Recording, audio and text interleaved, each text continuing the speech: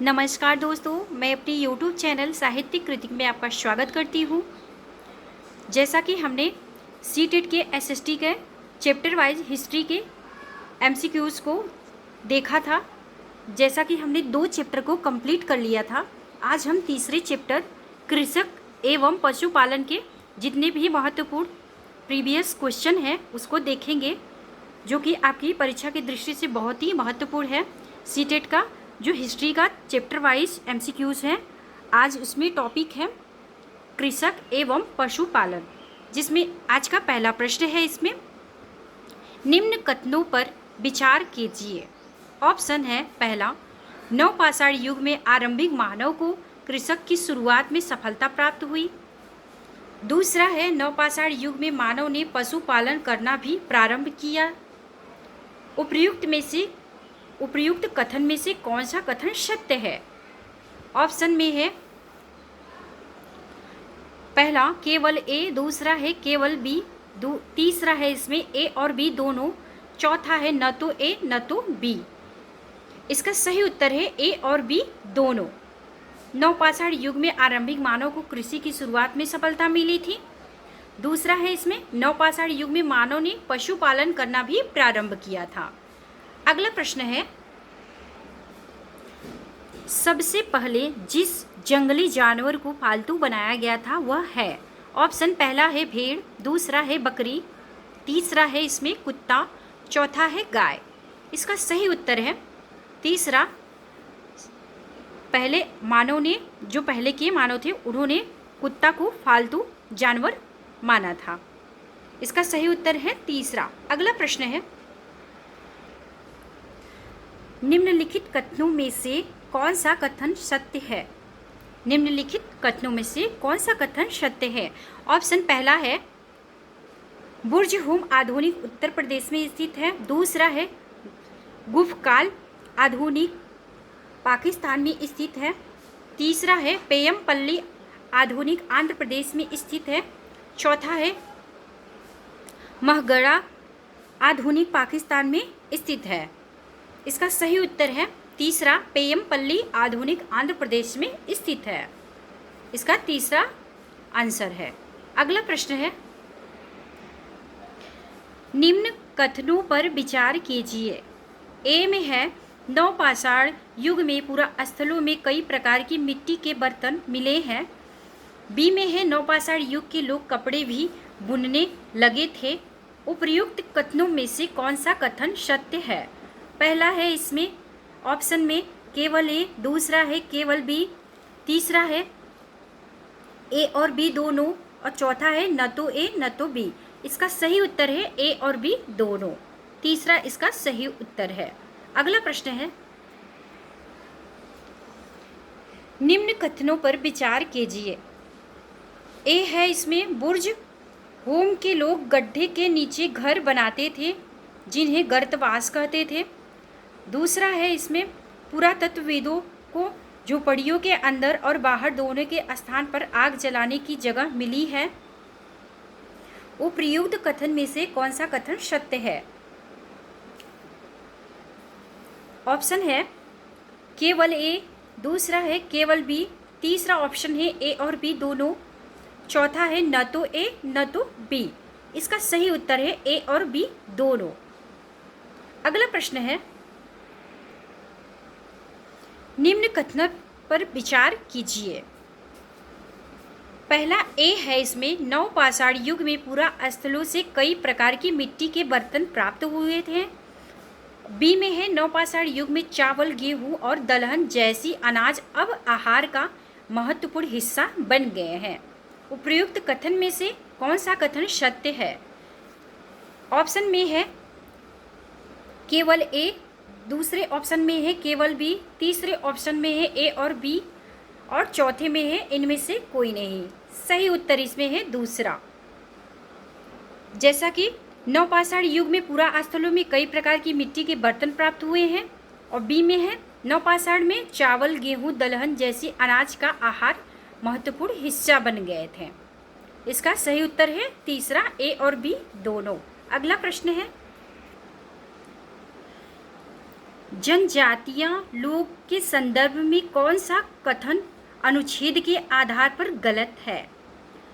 पहला है जनजातीय महिलाएं फसल दबाकर अनाज कूटती पीसती हैं। दूसरा ऑप्शन है इसमें जनजातीय पुरुष आमतौर पर पशुओं के बड़े बड़े झुंडों को चराते हैं। तीसरा है इसमें इनके बच्चे पौधे की देखभाल करते हैं और पक्षियों तथा जानवरों को दूर भगाते हैं।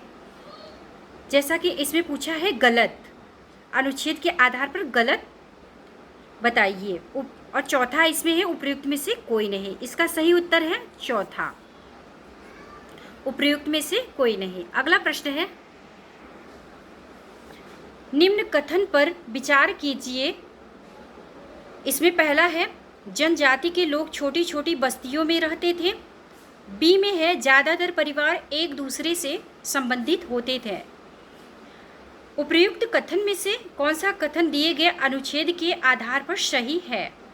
ऑप्शन पहले में है केवल ए, ऑप्शन दूसरे में है केवल बी, ऑप्शन तीसरे में है ए और बी दोनों, ऑप्शन चौथे में है न तो ए न तो बी। इसका सही उत्तर है ए और बी दोनों। सही उत्तर इसमें है तीसरा। अगला प्रश्न है, दाओ जली हेडिंग के संदर्भ में निम्न में से कौन सा कथन असत्य है? ऑप्शन पहला है यहाँ भारत के उत्तर पूर्व में असम के चित्तग्राम क्षेत्र में यह स्थल प्राप्त हुआ है।